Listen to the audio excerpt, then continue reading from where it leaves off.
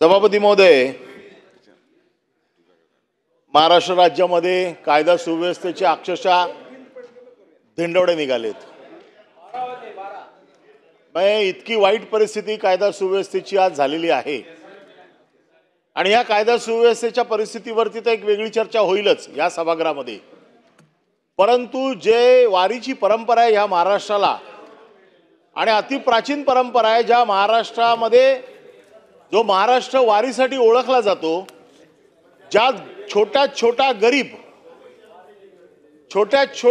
गरीब वारकरी म्हणून केवळ ईश्वराच्या भक्तीसाठी आपलं देहभान हरवून या वारीमध्ये समाविष्ट होतो आणि अशा या वारीला गालबोट लावण्याचं काम काल महाराष्ट्रात घडलेलं आहे।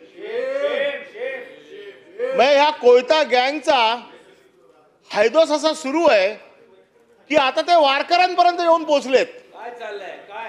महाराष्ट्रात मी बाकी सगळ्यांना समजू शकतो, श्रीमंतांना लुटतायत, बिल्डरना लुटतायत, गँगवॉर मध्ये एकमेकांचे बळी घेतायत, राजकीय बळी होतायत, सगळं मान्य आहे, त्याच्यावरती चर्चा होईलच। पण वारकऱ्यांवरती ज्या वेळेला हल्ला होतोय, वारीला जाणाऱ्या लोकांवरती हल्ला होतोय आणि त्याच्या बाबतीमध्ये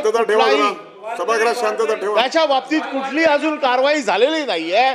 त्याच्यामुळे महाराष्ट्राच्या या परंपरेला काळीमा फासण्याची काल घटना घडलेली आहे।